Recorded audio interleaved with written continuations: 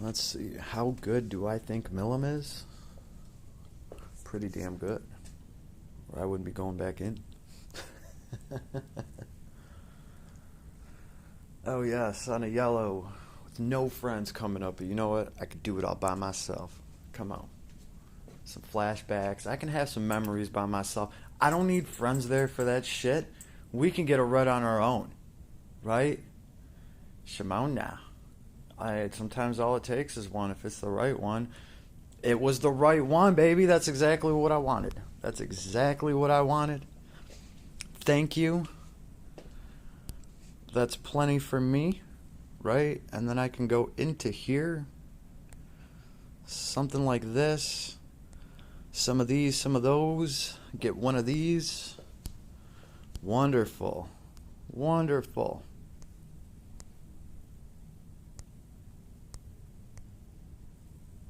Every single one of these adds up. Thank you. Ooh. Honestly, would not mind another dupe. There's Mr. Rinamaru. Oh, he's also a plus 10. Okay. So that's where we're at. It's looking like day 2 for me. I'm glad that they did something about the rewards for the event. It seems like everybody has pretty much been taken care of and compensated now. I was told that we all got a free Rimuru prism because it was a beautiful accident and some people managed to get it from the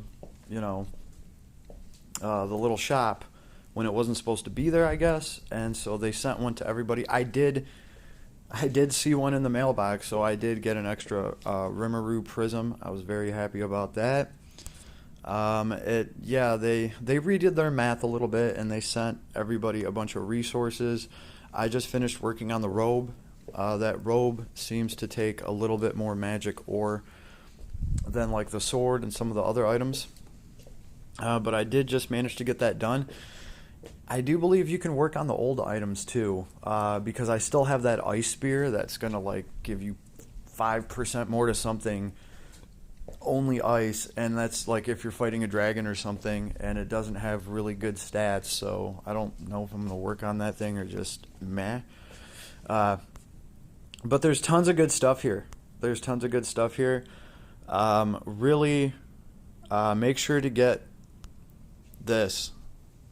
The Prayer Stardust LR. I have 23 of them. That's not enough. Right? Okay?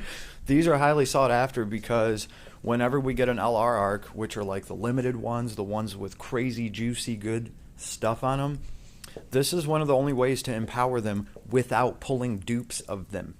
Right? This is pretty much a prism for your arc. Right? And these can buff up the stats on them. They can be used to level up an arc ability if it has an ability. Some of them do. They'll drop like damage, or at least the UR arcs. A lot of them drop damage. But you never know. We could get some LR arc in the future that could have something that you could level up on it that drops some kind of effect. Right now you can use these to level up stats, and you can use these to level up the teachable abilities. And that makes a difference because if you get an ability at the like Besties is an ability right now that's going to take you forever to teach to everybody that you want to teach it to, right? You're going to want to have Bestie on everybody, right? But when you run it through whatever level you're running through, you're probably only getting like 6 points at a time because it's at the very bottom of the arc. Those abilities just take more points to get. They yield less points per run, whatever the case may be. They're supposed to take longer to grind out because they are the super potent abilities like dual wield. Dual wield is at the very bottom of an arc, and it just takes longer to teach that to everybody. So when you have an ability like dual wield or Besties, it might be worth to spend one of these orbs and to level that ability up by 1, and everybody will learn it twice as quick. Right now, instead of just getting 6 points a run, to learning that ability, you're going to be getting 12, or that's going to be multiplied depending on which level you're running, and you'll get, 24 run or 36 or whatever it is. The point is, this is going to greatly help anybody because, well, LR arcs, when you're lucky enough to get them, you're probably going to want to level them up. And of course, there's a theory on here, and I'll probably even, oh, that's right, these Mother Souls, they take the other currency, so I got no problem just getting those right now.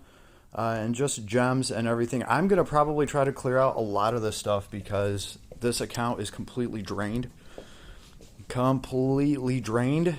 Let's see, what do we got in here? That's right, we did 30 pulls. I highly doubt I'm ever going to get to 100 to get one of these 10 pull tickets, so I think I'm good right where I'm at. I mean, I wouldn't mind another prism or two. Okay, let's be greedy. I want 3 more prisms. Right? Where am I going? Tickets. Oh, I was going the right way. Damn. All right, how about another one? Because Milim loves me so much. Oh. Well, this time we're starting on a blue, and we do have all our friends this time, so I can have memories with them. One more. No, that's it. All hope is lost. Friends are not enough. Damn. What could we expect from a double pull? Man.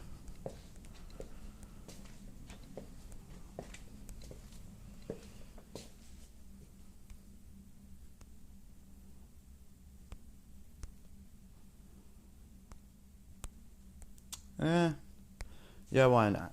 Feel a little lucky, a little bit. It doesn't hurt that the Trustmaster on the Arc with Besties on it is actually a pretty cool little accessory. It's going to bring you back to life, and it's going to give you 300 hit points and 32 all stats, baby, all across the board. Not a shabby little item to have.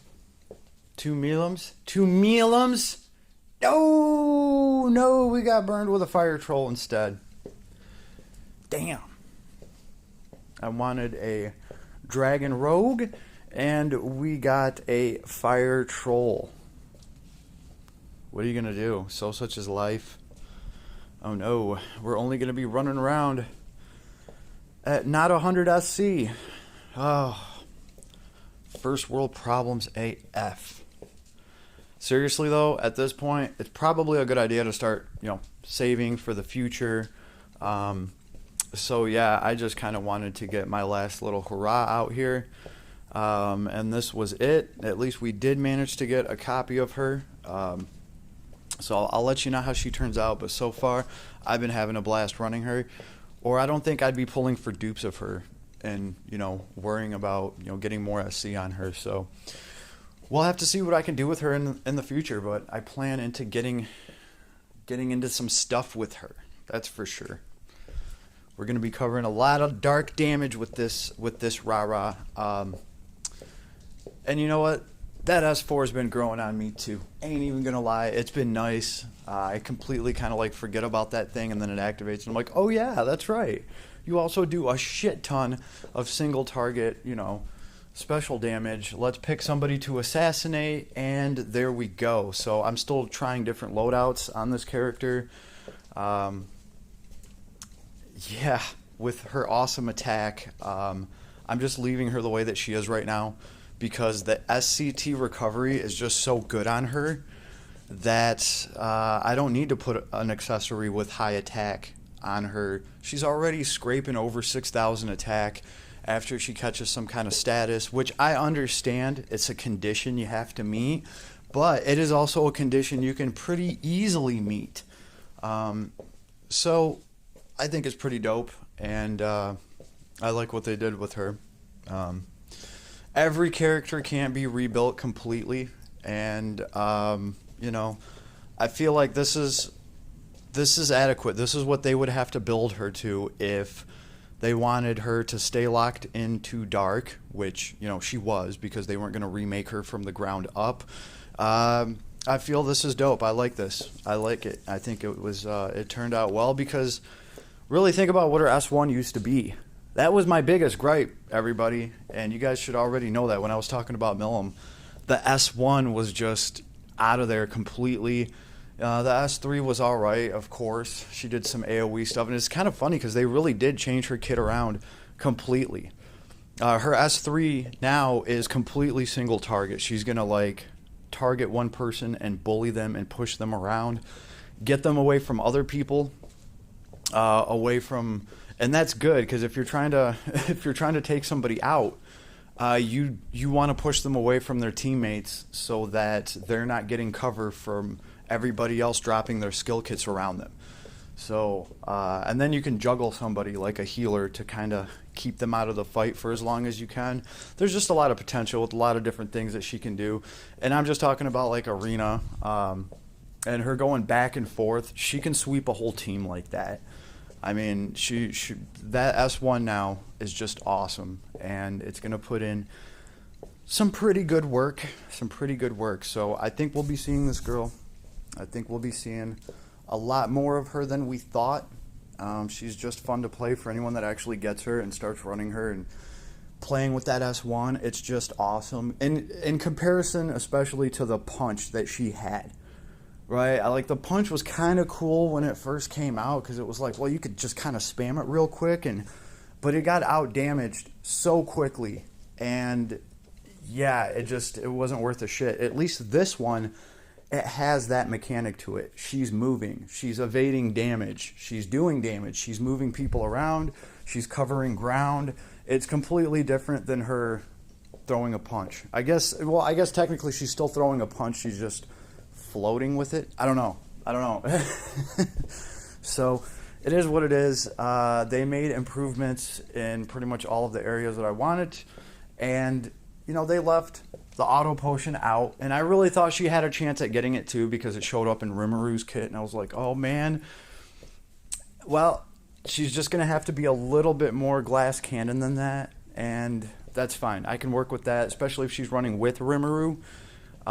He happens to be pretty good at bringing glass cannons back, and we also have a bunch of abilities right now where you're going to get a nice strength boost if somebody in your party dies, or a boost to damage, or even a boost to magic and intelligence if somebody in your party dies. So I have all that stuff to go through, and I have a fun little glass cannon that can be that cannon will be squishier than Rimuru.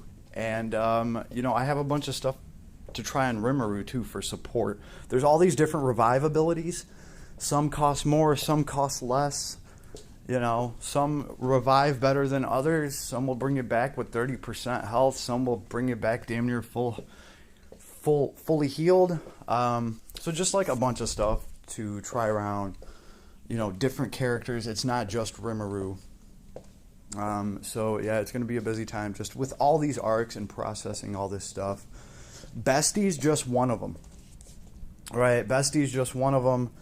See what else was on here. Yeah, another geyser ability, Dragon Geyser. That's going to have to go in Angela. Actually, no, I'm sorry, I take that back. She already has Dragon Geyser. Yep, she hates dragons. She comes out of the box with Dragon Geyser. Okay, so, cool. Didn't need it for that. Unbroken Promise. When reviving an ally with unit's active skills, restore unit MP 30% and SCT 15 seconds. That right there can really charge up a Rimaru's kit. That SCT. And this is only 5 SC. This is something you can work with. This is something you can fit into a kit. You do have to revive somebody, so maybe I'll just find like the cheapest revive that I can take.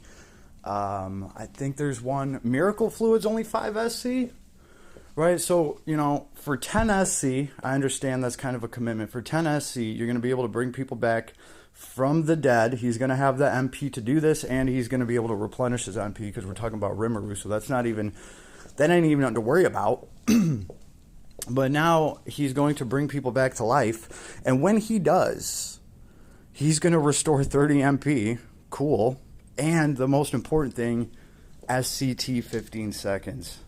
Now this is once per wave, so you can't really spam it, but hey, that can give you a pretty big boost on your SCT, especially when things are tough, right? Right at the end, when the boss drops his threshold, you've pretty much spent your whole kit to get the boss down to like almost 0 health, and you bring somebody back. This charges up your kit. You get a bunch of abilities to throw there at the end, hopefully after the boss already threshold, and this might help you generate enough damage to actually finish the damn thing off, between, you know, Rimaru's kit getting charged and obviously the other hero that you're bringing back to life. So hopefully they can both chip in some damage and they can get the job done. I don't know, something to explore, something to try out. Shockwave here, claw boost. Is this the first claw boost that we've got? That could be interesting for anybody that wants to boost up claw damage. We do have some awesome claws. That Venom Cleese claw is the bomb diggity, especially if you can get some poison on your enemy, because they are just, the damage multiplier on them increases substantially when they're poisoned. If somebody's equipped with that claw, makes a big difference. So, and then we got Fast Brave here. It's something that we've had. And the Arc Reward, Rumaru's Vessel. I thought this thing was cool. 300 hit points and 30 stat to everything, and then also it's going to revive you and slightly recover hit points once per wave. No attribute, no ailment, but just between the stats and the hit points and the revive built in, I wouldn't mind having this. Would not mind having this thing. Yeah, you can definitely do worse. So just a lot of fun stuff to play with. As we wait for news on the next banner, I keep saying they need to do something with Blood Rose. I keep saying it. Like, now's the time. You know, we're messing around with Lifesteal and all that stuff with Rimuru. Why not keep it going with like a revamped Vamp Blood Rose? I don't know. We have, you know, we have Davin to think about. I'll welcome another shift form of Ray any day, baby. So, Adis, the ball's in your court. Let us know.